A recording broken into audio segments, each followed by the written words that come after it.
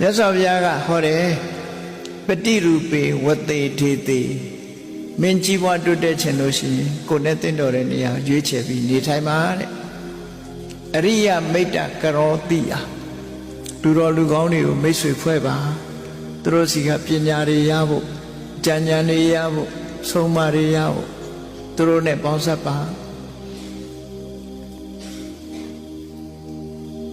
တမ္မာပဏိတိတမ္ပန္နောကိုပြင်မာအကောင်းဆုံးဖြစ်အောင်ပြင်မာလို့ဆိုပုပ္ပိပုံညကတော်နရောအတိတ်ဘဝလည်းကုသိုလ်ကောင်းတွေလုပ်ခဲ့တယ်ဟောဒီ14ပါးလက်ပတ်သွားပြီဆိုလို့ရှိရင်တဏ္ဍဉ္ဉံယတောဂိတ္တိဒုက္ခင်စေတံဒေဝတ္တိ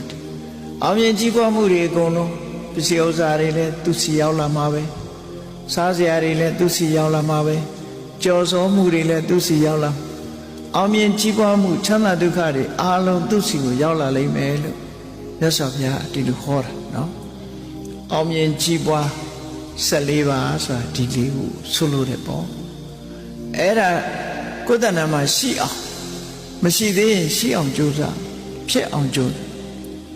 အပြင်အကြောင်းကတော့ရှာရမယ်အတွင်းအကြောင်းကတော့ကိုယ်တိုင်ကြိုးစားဖြစ်တယ်ပေါ့အရေးကြီးဆုံးကတော့အတ္တသမပဏိတိဟာအရေးကြီးဆုံးပဲကိုမြင့်တင်ပေးဖို့လိုအပ်တယ်တတ္ထာတရားမရှိသေးဘူးဆိုရင်တရားတရားရှိလောက်သီလမရှိသေးဘူးဆိုရင်သီလရှိရမယ်စာကတုဒ္ဒမရှိသေးဘူးဆိုရင်တုဒ္ဒရှိအောင်ကြိုးစားစာကမရှိသေးဘူးဆိုရင်စာကရှိအောင်ကြိုးစားပညာမရှိသေးဘူးဆိုပညာဆိုလိုတာပညာလောကီနဲ့ပတ်သက်လာလို့ရှိရင်ပစ္စည်းဥစ္စာတွေမရရအောင်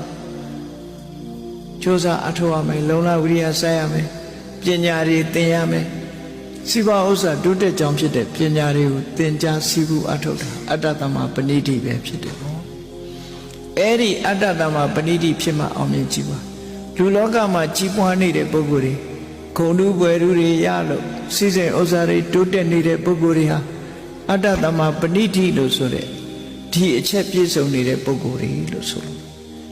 သူ့ရဲ့အခြေခံကြတာတော့အတိတ်ဘဝတော့ကသူကုသိုလ်ကောင်းမှုလုပ်ခဲ့သည့်အတွက်ကြောင့်လူစင်မီတဲ့ပုဂ္ဂိုလ်ဖြစ်လာခဲ့တယ်ပေါ့အဲ့ဒါကတော့အရေးကြီးဆုံးသို့တော့လူစင်မီုံနဲ့ဖြစ်သလားဆိုမရှိဘူးမဖြစ်ဘူးအဓိကဘာတော့အတ္တသမပဏိတချို့ညာလဲကောင်းတယ်လူကလည်းပဲကြမ်းပါတယ်ဒါပေမဲ့ပြင်းတယ်မကြိုးစားဘူးနော်ချိန်ကြလက်ဖိတ်ဆိုင်ထိုင်တယ်ချိန်ဖြုံးတယ်စီးပွားရှာမှပြင်းတယ်အလုံးလုံးမှပြင်းတယ်ဘယ်တော့မှမကြည်ပွားဘူးလေနော်ကြည်ပွားတိုးတက်မှုဆိုတာမရနိုင်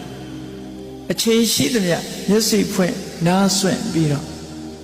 ပညာလဲရှားတယ်အလုံးလဲကြိုးစားတယ်ဆိုတဲ့ပုဂ္ဂိုလ်တွေဟာထိတ်တန်းကိုရောက်လာ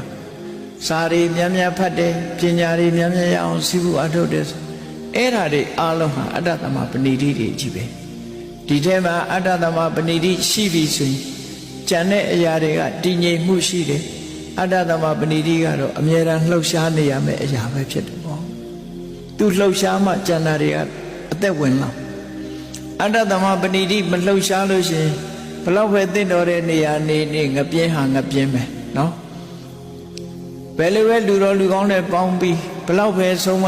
ငပြင်းဟာငပြင်းပဲအတ္တသမပဏိတိမရှိရင်တော့ကြီးပွားတိုးတက်မှုမရှိနိုင်ဘူးသူဟာအချက်ပဲအခရာပဲမန်တိုင်ပဲလို့ဒီလိုပြောလို့ရတယ်ပေါ့နော်